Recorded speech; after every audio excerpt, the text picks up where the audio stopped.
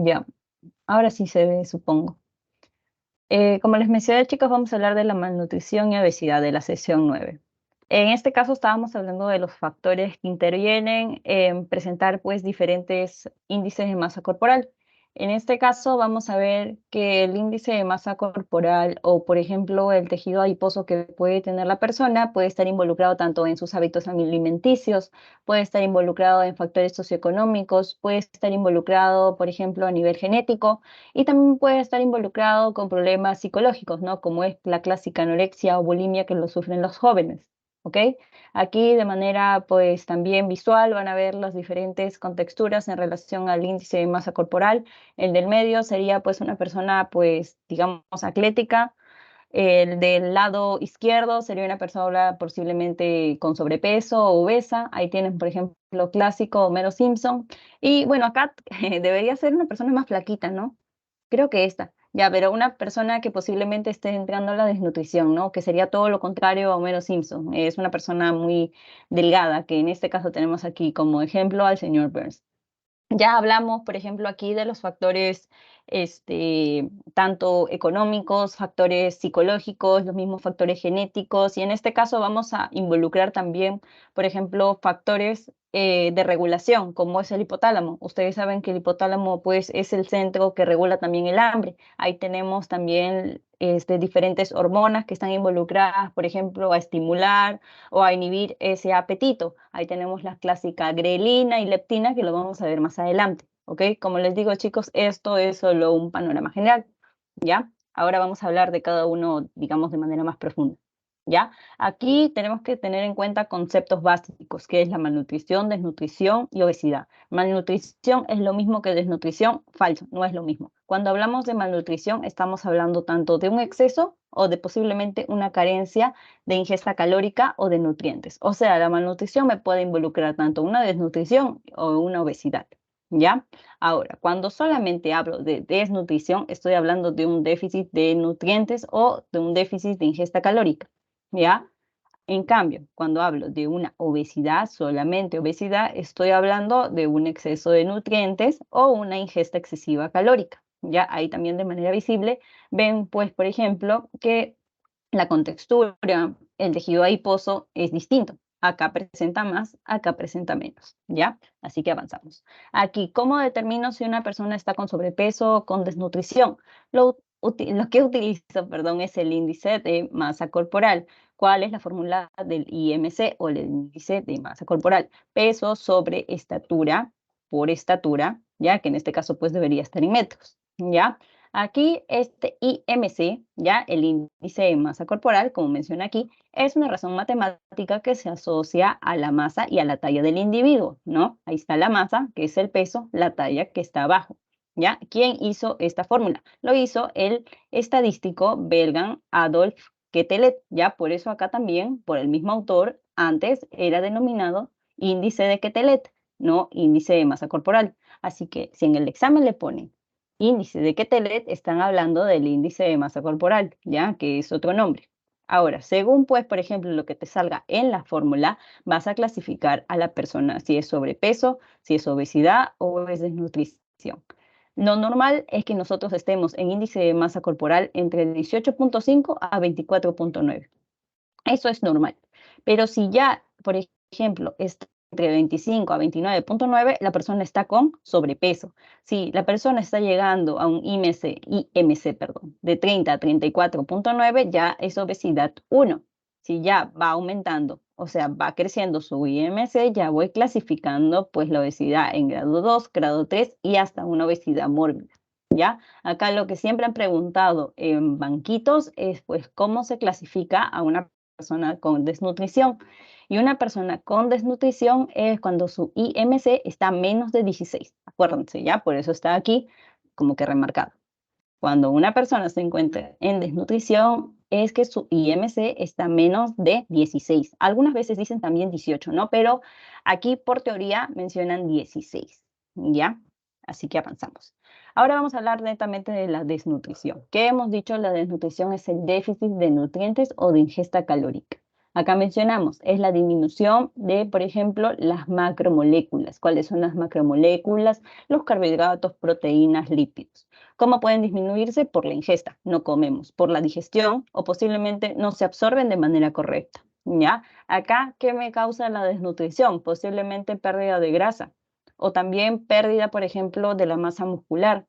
Por ello, o sea, si estoy perdiendo grasa o, por ejemplo, estoy perdiendo masa muscular, pues, por ejemplo, voy a tener debilidad, voy a disminuir de peso, voy a tener letargia, se me acaba la batería porque no tengo energía, ¿no? Acuérdense que, pues, por bioquímica, por los carbohidratos, pues yo consigo glucosa y esa glucosa, pues, es energía, ¿no? Es ATP. Así que si yo no consumo, pues, ¿de dónde va a crecer mi energía?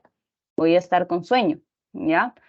Luego, también hay que tener en cuenta que hay algunas patologías que no, o sea, de manera física se pueden evidenciar desnutrición. O sea, normalmente para ver a una persona desnutrida, pues lo vemos bien flaquito, pero hay a veces que pues las personas o algunas veces recién nacidos, niños, pues están obesos y es clasificado como desnutrición. Y en esos casos, pues se menciona que son el fenómeno de Kwashiorkor. Ya las personas, o bueno, niños que tienen esta desnutrición tipo Kwashiorkor tienen un tipo de desnutrición, pero está oculto en un edema generalizado. ¿Ya? O sea, sí tienen desnutrición, pero como tienen problemas hepáticos, tienen problemas, por ejemplo, en el déficit de proteína, va a generar ese desequilibrio de la presión oncótica y se va a generar un edema generalizado. ¿Ya? Por eso parece obeso, pero no lo es. ¿Ya? Acá hay que tener en cuenta que la desnutrición se da también por índice de masa corporal. Acuérdense del PPT pasado, decía que se clasificaba cuando el IMC estaba debajo de 16. Luego, hay también tablas para estandarizar lo que es la desnutrición. En este caso, las tablas estandarizadas son en los niños, cuando el peso es inferior al 80%. Luego también se puede evaluar, por ejemplo, con los depósitos de grasa, con los pliegues cutáneos. También se puede dar, por ejemplo, con la masa muscular, evaluando la circunferencia del brazo, o también con las mismas proteínas séricas, ¿no? Como es la clásica albumina, ¿ya? Así que vamos avanzando. En el caso de los factores de riesgo para desnutrición tenemos la pobreza, ¿no? Porque muchas veces pues tenemos que tener en cuenta de que hay algunos países en donde pues comer sano es caro y más pues barato es comer comida chatarra. Luego, las infecciones también generan pues un factor de riesgo para desnutrición, ya que muchas veces las infecciones aumentan la tasa metabólica y consumen más nutrientes y pues la persona tiene la necesidad de consumir más, pero si en el caso pues lo acompañamos las infecciones con algún tipo de pues factor socioeconómico bajo, pues va a generar en la persona desnutrición. Ahí también repetimos según pues las infecciones o enfermedades infecciosas, sea aguda o crónica. Mencionamos que en las infecciones aumenta tasa metabólica y la persona tiene mayor necesidad de nutrientes, pero si no hay ningún tipo de compensación ante esta necesidad, pues la persona va a sufrir de desnutrición. Clásicamente lo podemos ver esto, por ejemplo, pacientes con VIH, ¿ya? Esto, o sea, si existe algún tipo de infección en esta persona con VIH y no existe algún tipo de, pues, compensación ante su necesidad, va a generar una alteración en su recuperación, ¿ya?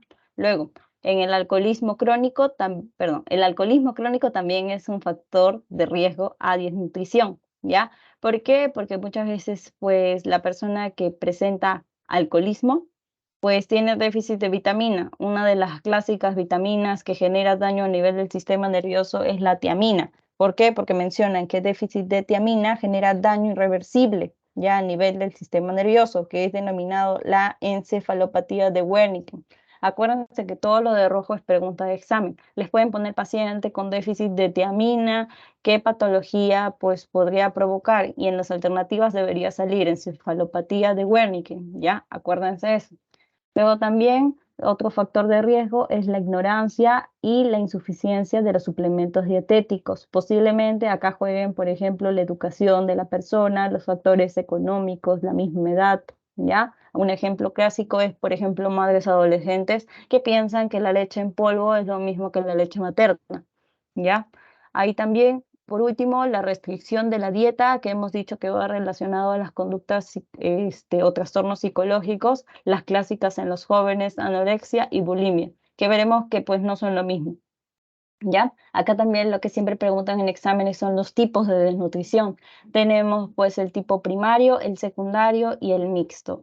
El primario es el más frecuente. Aquí más que todo se da en relación a la pobreza que puede tener la persona o la incapacidad relacionada con la edad.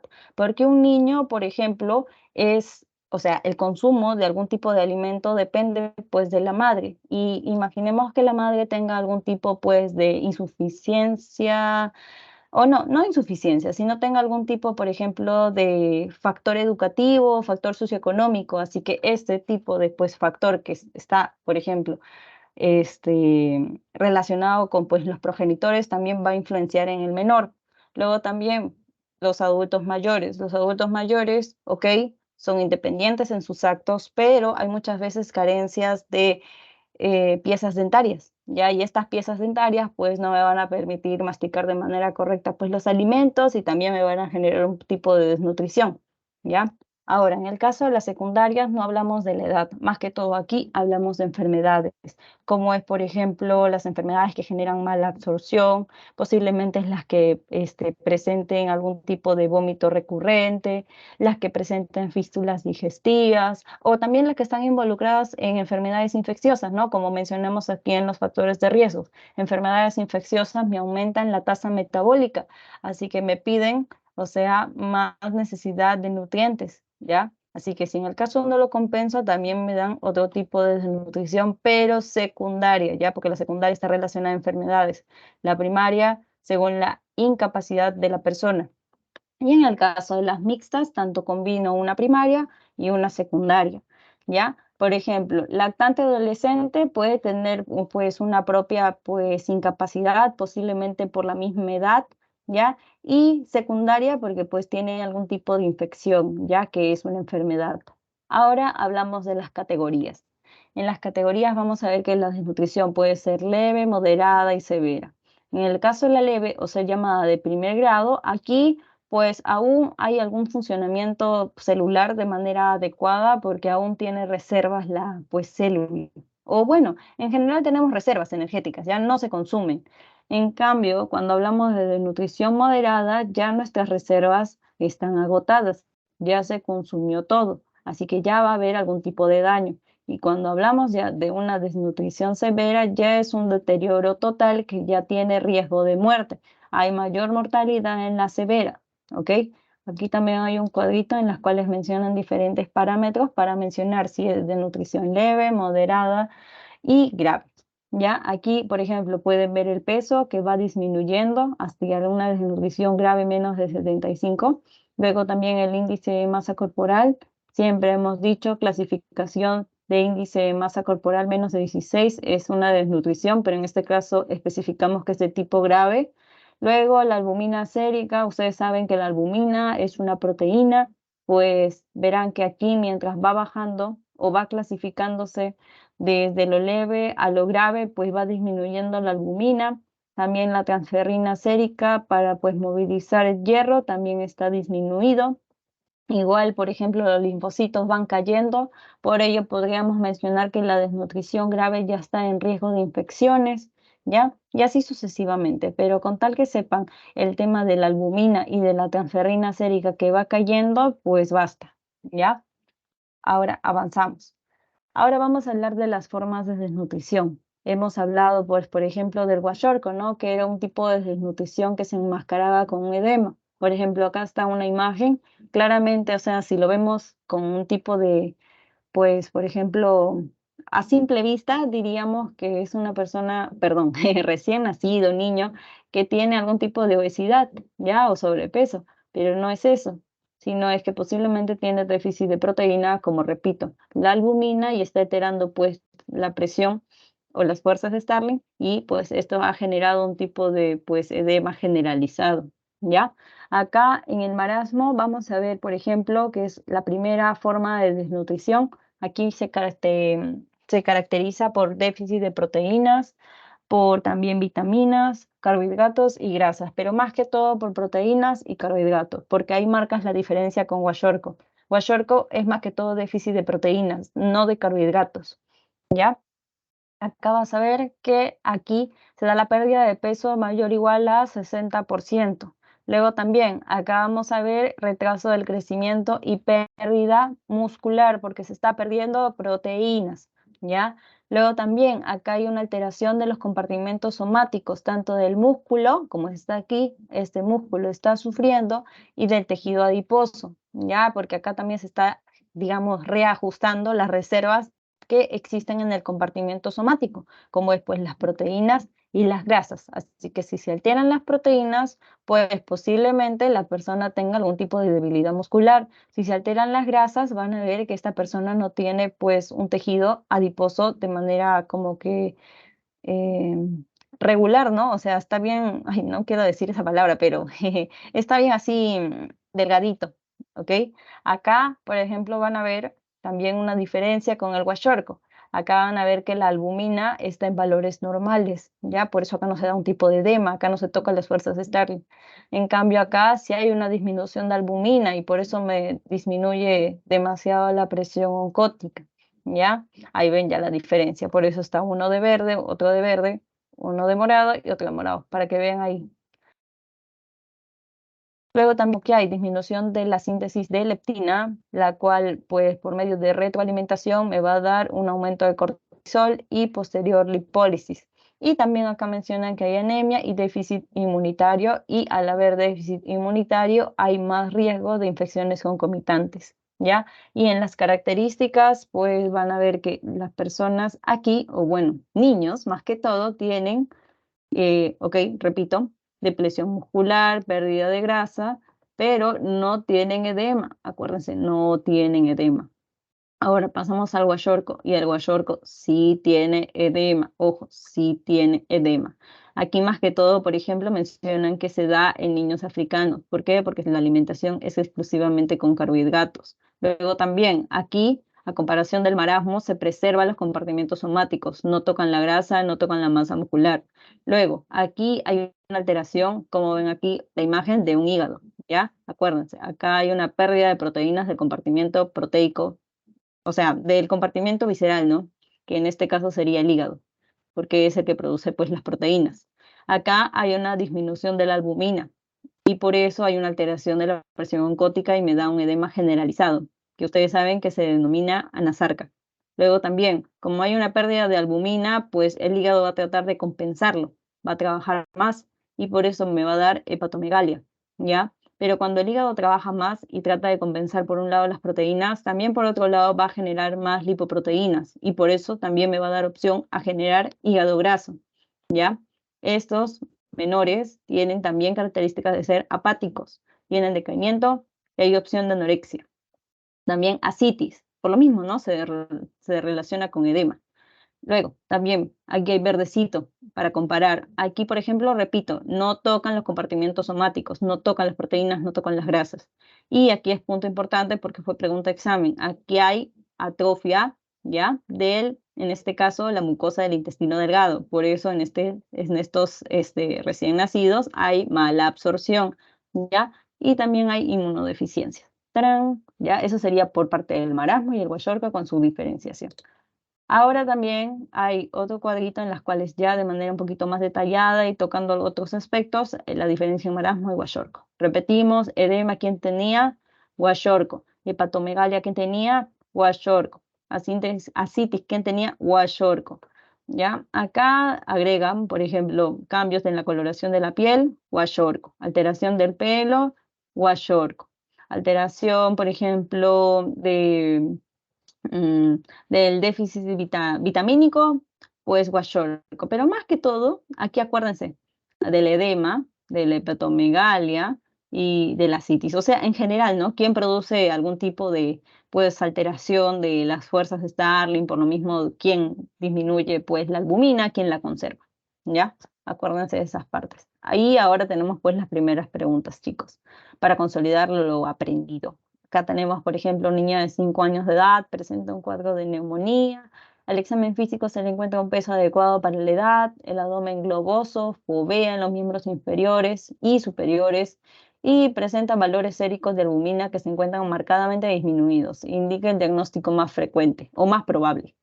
¿Qué sería, chicos? A, Kwashiorkor; B, retraso de crecimiento; C, marasmo. Kwashiorkor.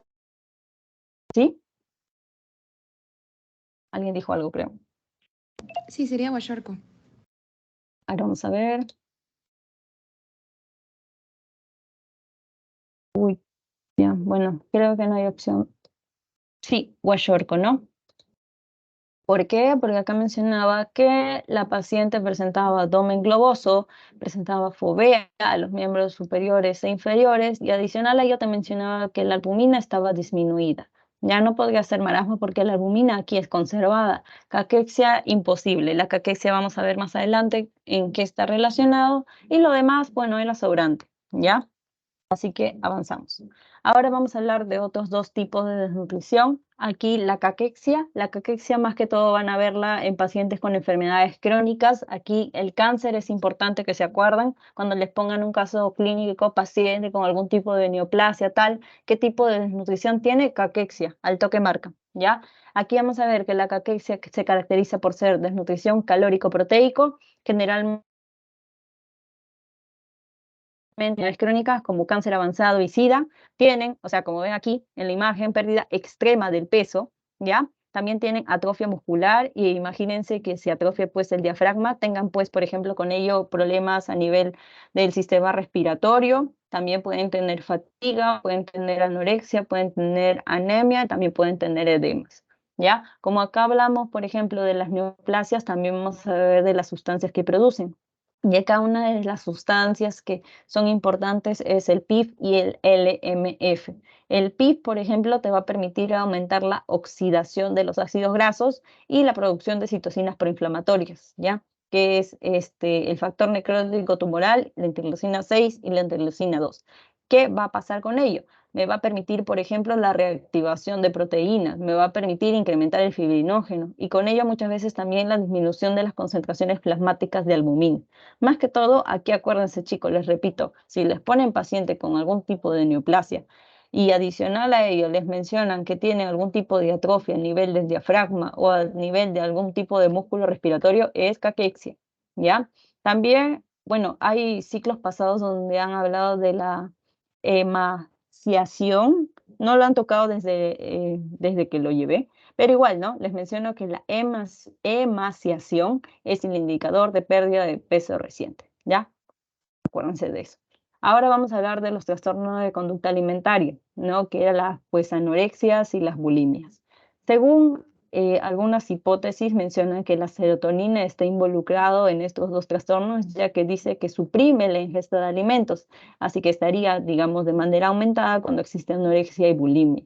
En el caso de ver la anorexia nerviosa, vamos a ver que es una inanición autoinducida, que la misma persona toma la decisión de, en este caso, no comer, ¿ya? También aquí vamos a tener característica de pérdida de peso marcada, y en las también manifestaciones estas personas pueden tener amenorrea porque hay alteración a nivel de las gonadotropinas, ¿ya?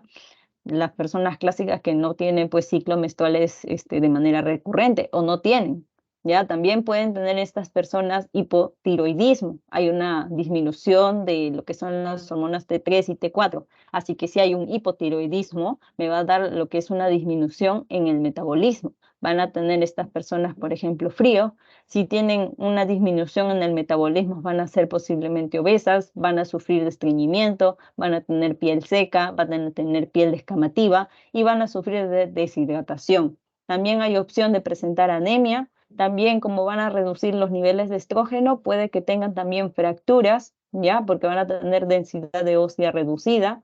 Y también tienen, por ejemplo, susceptibilidad a presentar arritmias, ¿ya?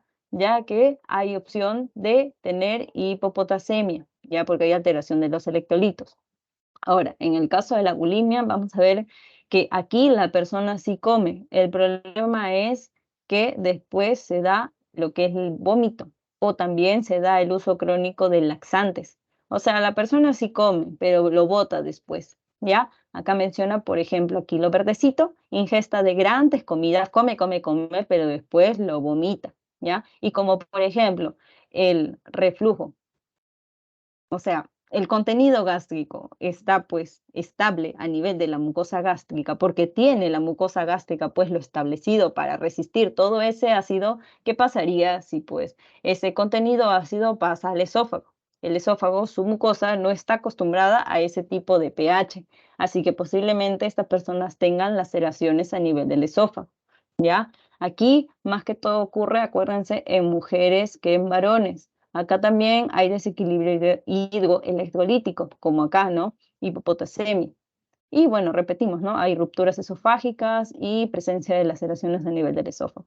Pero recuerden que no solamente aquí se puede tratar, o sea, solamente con el médico, sino también si en el caso viene algún tipo de consulta con estos tipos de diagnósticos, se tiene que hacer una intervención a nivel de psicología, ¿no? Porque el diagnóstico se debe basarse en una valoración psicológica de la persona.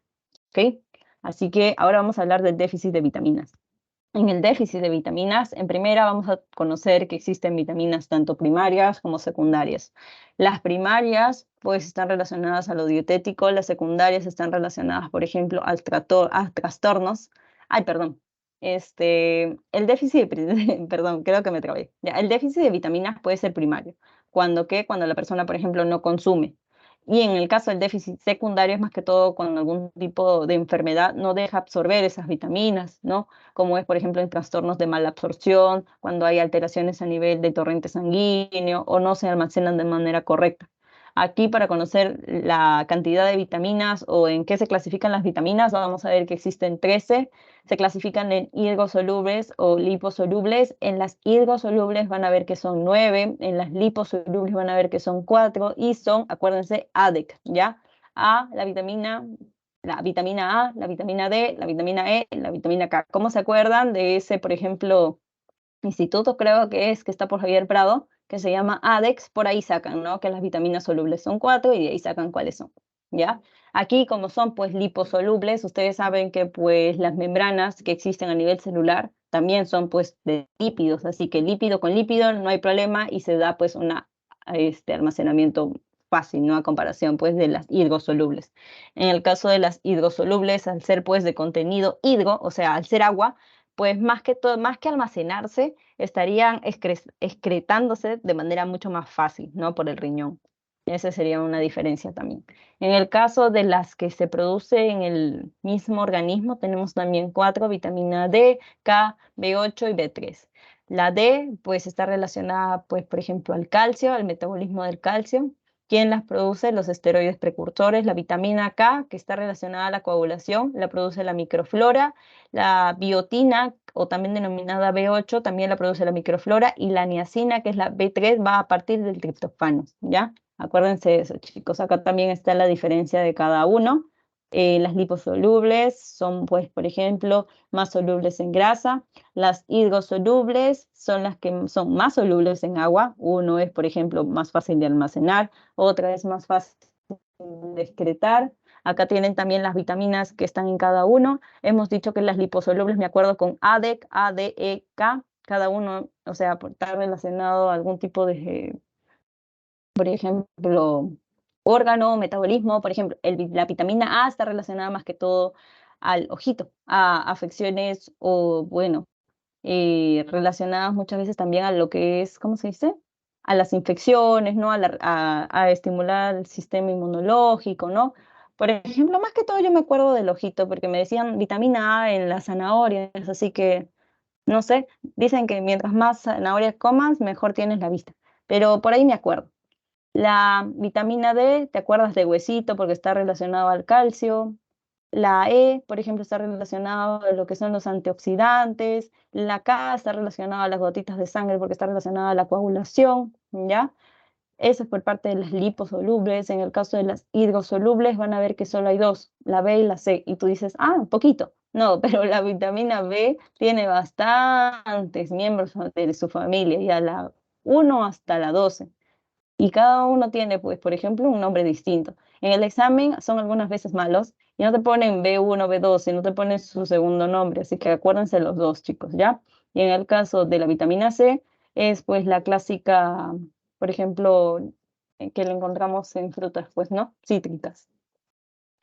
En el caso de hablar de las vitaminas liposolubles, repito, A, D, ¿ya? Y ahí está Barcinzo diciendo que te vas a sacar buena nota si te aprendes esto, por lo menos lo de amarillo, ¿ya? Porque siempre preguntan. Acuérdense, como te dije, la vitamina A está relacionada a ojito, así que si en el caso hay déficit, hay ceguera, xeroftalmia, hay, por ejemplo, también, si en el caso interviene a nivel de los epitelios, porque, o sea, también mantiene los epitelios, hay metaplasia escamosa. También les dije que la vitamina A regula el sistema inmunológico, así que si está disminuida, hay vulnerabilidad a infección. En el caso de la vitamina E, estaba más que todo relacionada a los huesitos. ¿Por qué? Porque estaba involucrado en el metabolismo de calcio. Si en el caso hay déficit, en los niños se llama raquitismo. En el caso de los adultos, osteomalacia, ¿ya? Acá también vitamina E, vamos a ver que si hay un déficit, me da degeneración espinocerebelosa, ¿ya? Y si en el caso hay un déficit en vitamina K, y como la vitamina K me genera coagulación, si no hay coagulación, pues hay hemorragia, ¿ya? Ese por parte de los liposolubles. Ahora hablamos de los hidrosolubles. Ahí hemos dicho que existen dos, ¿no? La B y la C, pero la B es más grande. Así que hay que tener en cuenta sus segundo nombre. La vitamina B1 es también llamada tiamina. Y si hay una disminución de tiamina, vamos a ver que existe la beriberi seco y húmedo, existe síndrome de Wernicke, ya que hemos dicho que la tiamina, ¿no? En la parte, por ejemplo, de alcohólicos, si hay un déficit, me da el síndrome de Wernicke, ¿ya? Luego, también la riboflavina, que es la B2, también me da, por ejemplo, opción de todo lo que termina itis, itis, itis, ya, tomatitis, glositis, queglosis, dermatitis, etcétera, etcétera. Luego tenemos también la niacina. Esta fue pregunta en mi ciclo, ¿no? Que da no solamente pelagra, sino también da las 3 Ds, demencia, dermatitis y diarrea, ¿ya? Pero acuérdense siempre lo de lo primerito que te dan, pelagra. Luego también está déficit por B6, por B12. Acá lo que siempre preguntan también, vitamina C. Si hay un déficit de vitamina C, hay escorbuto, o sea, hemorragias gingivales. Si hay disminución del ácido fólico, me da, por ejemplo, un tipo de anemia macrocítica, que es la anemia megaloblástica. Y también como el ácido fólico, ustedes saben, genera o perdón, lo toman generalmente pues las embarazadas, es más que todo para estimular lo que es el desarrollo del túbulo neural. Pero ¿qué pasa si hay un déficit? Pues hay déficit del tubo neural, ¿no? Más que todo a nivel del feto. Y bueno, de ahí pueden leer lo demás, ¿no? En el caso de las hidrosolubles, lo de amarillito es lo más importante, yo diría. Y en el caso de los nutrientes, ya hablando de elementos como tal, esos elementos que hemos visto en la tabla periódica, tienen que acordarse el hierro. Si hay un déficit de hierro, pues hay anemia microcítica, hipocrómica, perdón, al revés lo dije, anemia hipocrómica microcítica, ¿ya? Esa anemia clásica que la denominan anemia ferropénica, este es como que su nombre más como que con terminología médica, ¿ya? Acuérdense eso. En el caso del yodo, también como está involucrado en el metabolismo o la producción de hormonas tiroideas, pues si hay una disminución va a haber hipotiroidismo o algunas veces bocio. Y en el caso del flúor, que hemos visto pues en las pastas dentales, pues si hay una disminución del flujo, hay caries dental, ¿ya? Así que, bueno, espero que haya quedado claro por ese lado. Aquí más que todo es memoria, también relacionar los chicos con pues, los órganos que se afecta o, bueno, claro, con los órganos que se afecta, pues sacas fácil. Yo diría que si sabes la función, fácil sacas si en el caso hay un déficit, ¿qué hay? ¿No? Por ejemplo, si en la vitamina A, o sea, sé que está relacionada con epitelios, está relacionada con, por ejemplo, la resistencia o la estimulación del sistema inmunológico, si sé que está relacionada con, por ejemplo, la visualización, si hay un déficit, saco pues fácil de qué patologías me habla, y así sucesivamente. Ahora tenemos la primera, bueno, segunda pregunta, ¿ya?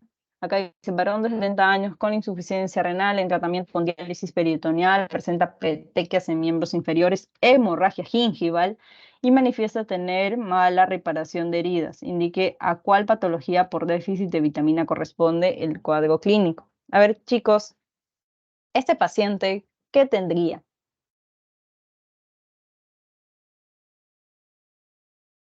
Escorbuto, deficiencia de vitamina C.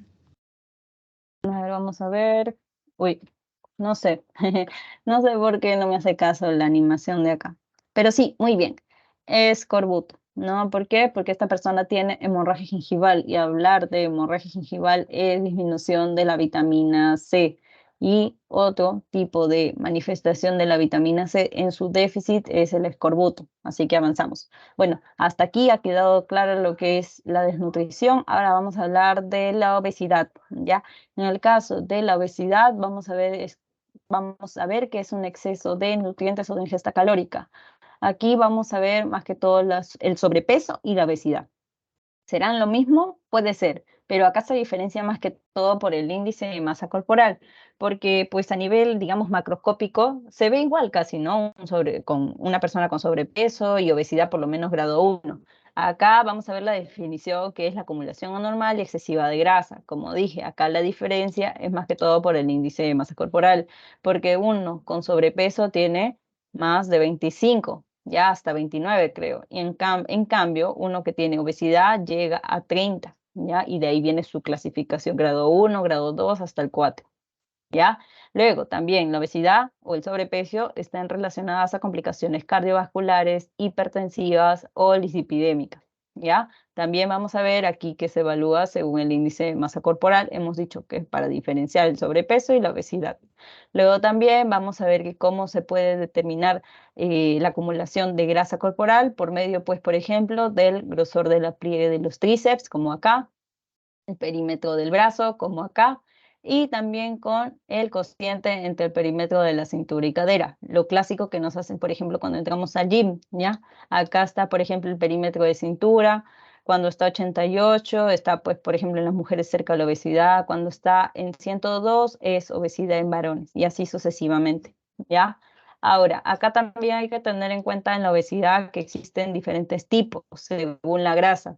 Si es grasa visceral, pues se deposita generalmente alrededor de los órganos vitales en el abdomen, como es acá. Está casi la mayoría en el abdomen. En cambio, si es una grasa periférica, se deposita a nivel de los glúteos o a nivel, pues, por ejemplo, de las caderas, más que todo, ¿ya? Esto es muchas veces visto en las mujeres. Ahora, si es una grasa visceral, es más que todo una obesidad tipo androide o central, ya que es la denominada obesidad tipo manzana, que lo vemos en los varones.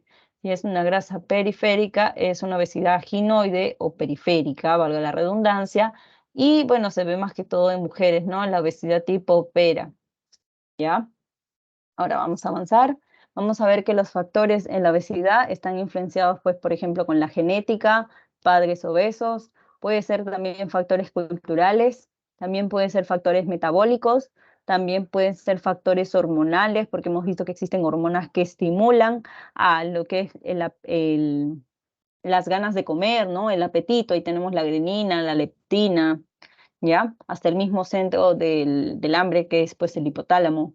Acá también vemos pues que otro factor ha sido la pandemia, ¿no? Que en la pandemia, aparte pues de estar de manera, digamos, sedentaria, pues también al mantenernos pues, digamos, en un solo lugar, pues se ha disminuido la actividad física, se ha acumulado posiblemente lo que son pues las calorías, ¿ya? Y esto ha generado pues estos depósitos de grasa que le denominamos rollitos, ¿ya? Acá menciona, ocurre cuando se ingiere más calorías, ¿ok?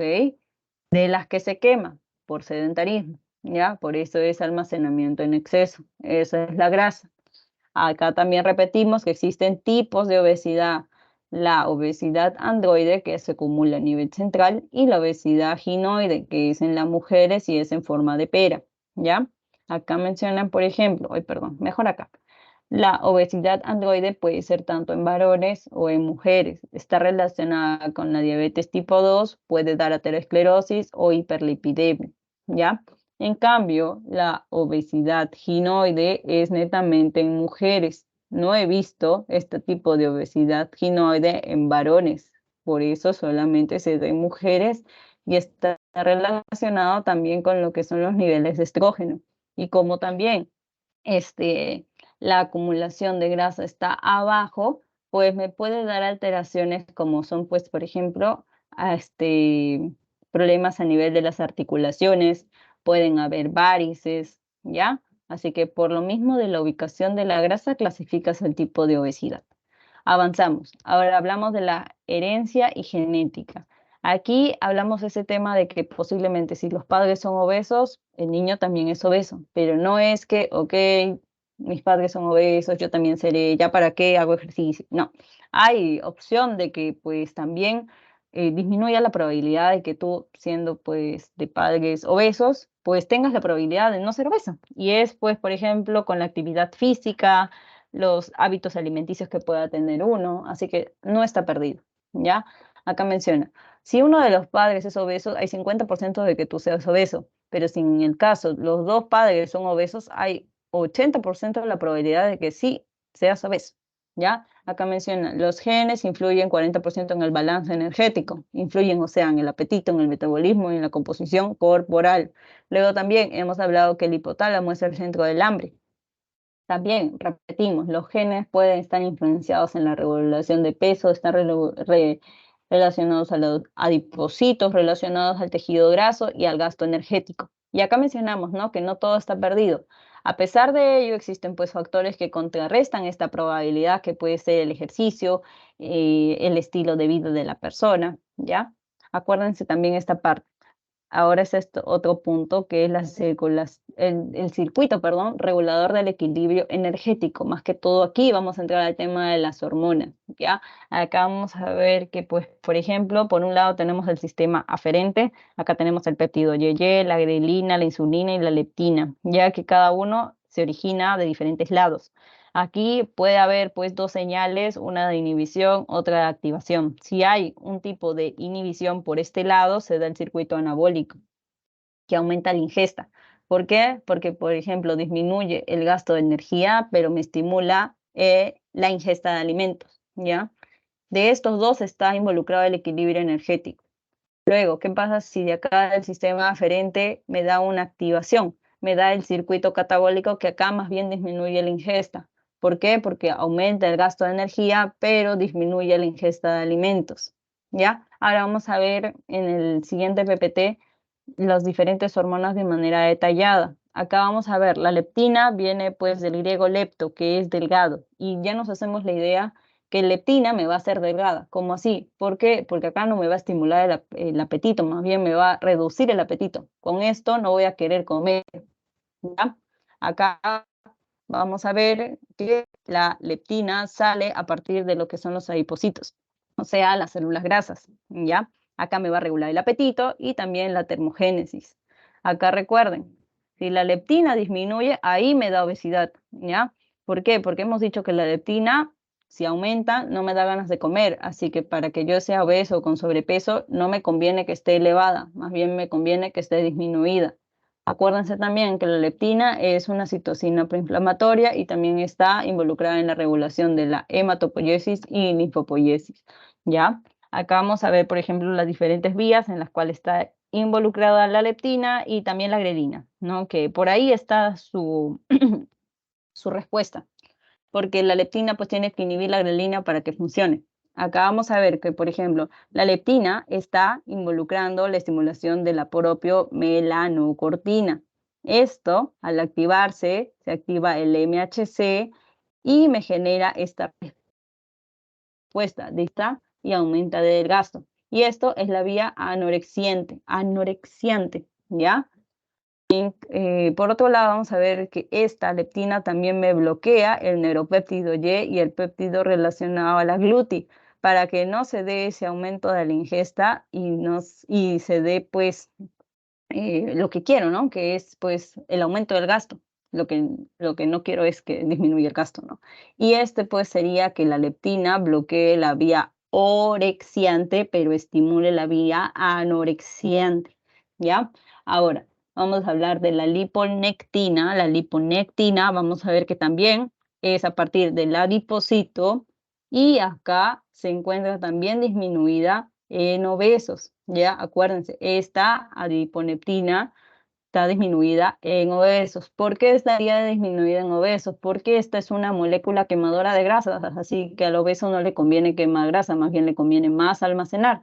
¿ya? Acuérdense que esta molécula regula el flujo de ácidos grasos hacia el hígado, disminuye la producción de glucosa en el hígado, y bueno, esta, pues al quemar grasa, también protege de un síndrome metabólico, ¿ya? Acá también hay un cuadro en las cuales menciona todas las funciones de la adiponeptina, tanto en el hígado, a nivel de lo que es el músculo y a nivel del adipocito. Pero en general, lo que me genera es la oxidación de ácidos grasos, por eso quema grasa. Ahora, también vamos a ver acá las hormonas, bueno, mejor así, ya las hormonas intestinales. Vamos a ver la grelina, el péptido YY, la insulina y la amilina. En el caso de la grelina, vamos a ver que se originaron a partir del estómago y también del núcleo arqueado del hipotálamo.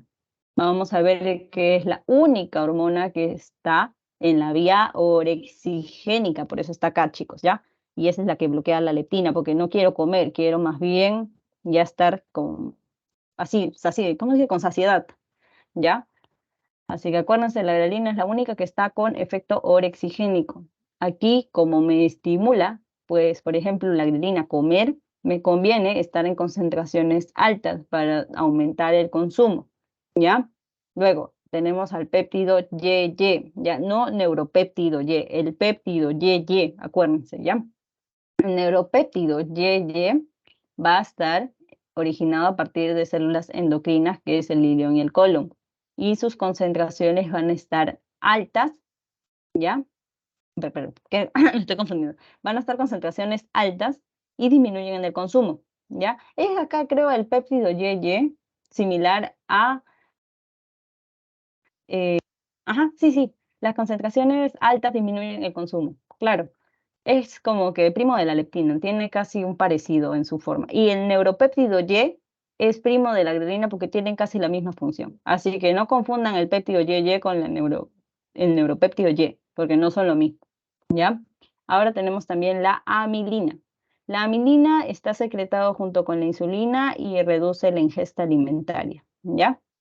Aquí lo importante, chicos, es acordarse por lo menos esto, la leptina, la grelina, su vía, y lo que siempre ahí caen muchas veces, como les repito, es neuropéptido YY y el neuropéptido Y, que no son lo mismo, ¿ya?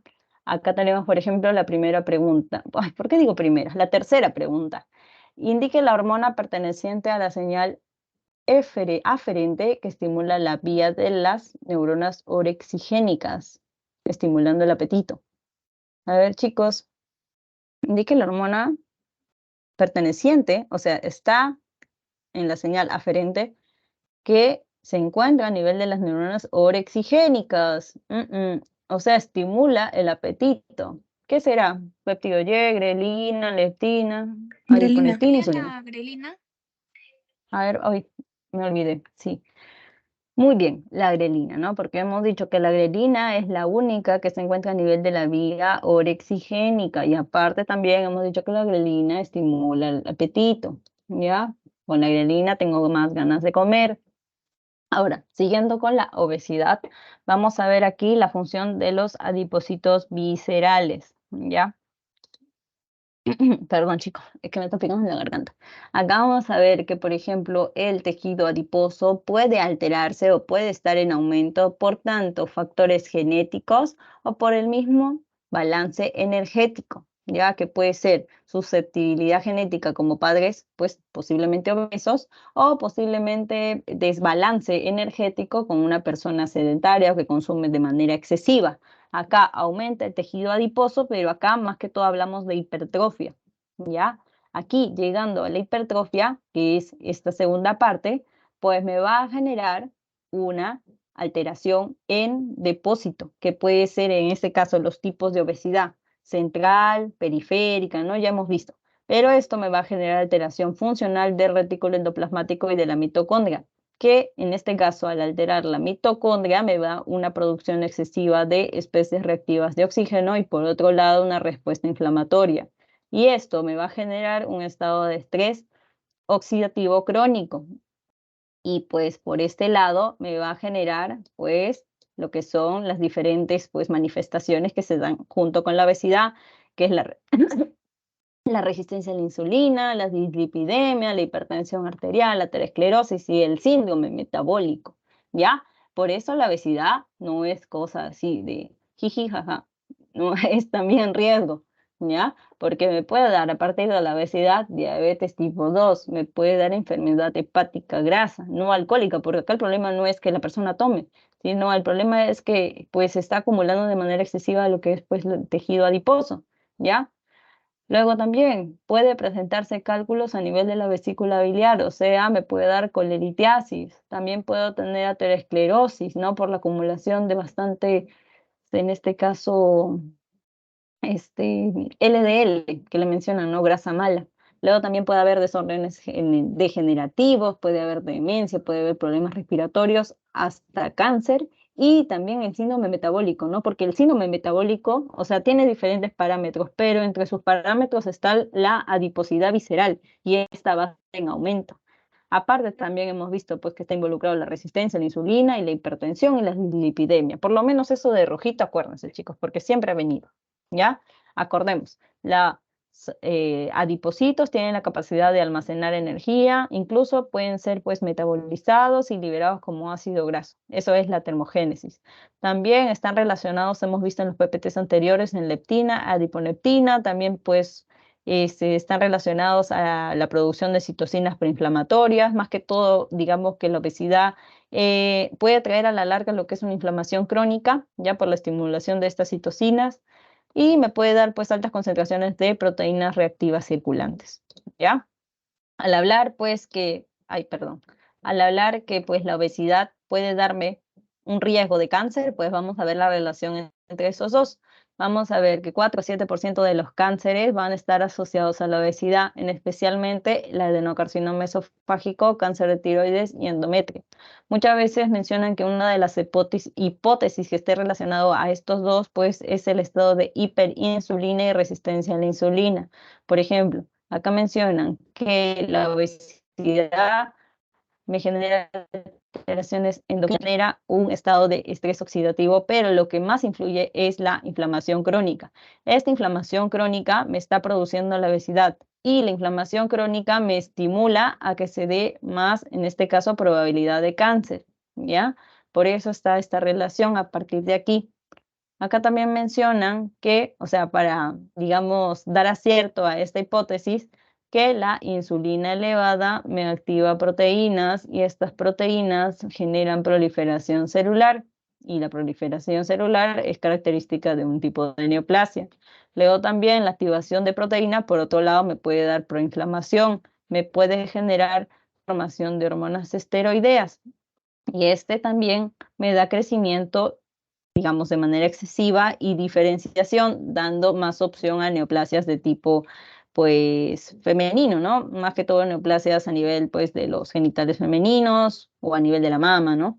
Luego, también, por otro lado, mayor obesidad me da opción también a generar algún tipo, pues, de neoplasia a partir de síntesis suprarrenal o ovárica que aumenta, pues, los tipos, perdón, aumentan lo que son los andrógenos y los estrógenos, ¿no? Acá creo que hay un cuadrito mejor que menciona el aumento de insulina, que es a partir de la obesidad, me genera aumento de los estrógenos y este me da opción a generar algún tipo de neoplasia o alteración a nivel del endometrio, ¿ya? Acá dice cáncer endometrial, ¿ya? Igual, por ejemplo, por irregularidades menstruales que pueden ser a partir pues, de un aumento de insulina, me puede dar disminución de la progesterona y generar un cáncer endometrial, ¿ya? No he visto que mucho preguntan, pero pues hay que tocar, ¿no? Este tema. Ahora también las causas del cáncer, ya tocando el tema del cáncer, vamos a ver que, por ejemplo, más frecuente es el tabaco, por eso pues ahí tenemos el cáncer de pulmón, ¿ya? Pero también tenemos ahí el sobrepeso y la obesidad, ¿no? Que es el verdecito, que también estaría relacionado. Ahí tenemos pues los tipos de cáncer, sea hombre y mujer. En los hombres, cáncer colorectal, riñón, páncreas, tiroides. La mujer, cáncer colorectal, endométrico, esofágico, vesícula, riñón, páncreas, mama, ya, posmenopáusica. En el caso de prevenir, ya tenemos, por ejemplo, las dietas. Las dietas me permiten prevenir enfermedades como, pues, por ejemplo, la hipertensión, que siempre te dicen disminuye la sal. Si en el caso es un tipo de, por ejemplo, placa de ateroma, ¿no? O hay un tipo de síndrome isquémico, ¿no? Donde esté, pues, esta placa de ateroma obstruyendo el vaso, Pues muchas veces te dicen que comas dietas en alto omega 3 para reducir la aterosclerosis coronaria. Luego también vamos a ver que fibra dietética me permite, por ejemplo, también reducir o disminuir pues, las complicaciones de algún tipo de diverticulitis de colon. En cambio, o sea, acá tenemos el panorama bueno de las dietas, ¿no? Pero por abajito vamos a ver que también algunas veces las dietas pueden darme opción a producir o generar neoplasias, ¿ya? Así que las dietas son buenas, ¿ya? Pero algunas veces también son malas. Acá, por ejemplo, tenemos los carcinógenos exógenos, que son las aflatoxinas, que, bueno, es como algún tipo de mono que está en las comidas, que es producida por el Aspergillus, que si yo consumo, pues me da un carcinoma hepatocelular. También hay carcinógenos endógenos que están, pues, por ejemplo, en componentes dietéticos con presencia de nitrosaminas o claro, nitrosaminas o nitrosamidas, ¿ya? La D y la N ahí son como que un poquito tediosas, pero lo encuentro pues en estos embutidos que son pues la salami o esos, eh, no sé cómo se llama, claro, embutidos, ¿no? Creo que sí. Y también la falta de factores protectores, ¿no? Que hemos dicho que un bajo consumo de fibra, pues aparte de dar un estreñimiento, porque siempre cuando estás estreñido dicen come fibra, pues en el caso hay un bajo consumo, también me pueden dar un carcinoma o un adenocarcinoma en colon, ¿ya? Y ya, eso sería todo, chicos. No sé si tienen alguna duda. Antes de eso, creo que voy a cerrar la grabación. A ver un ratito, por favor.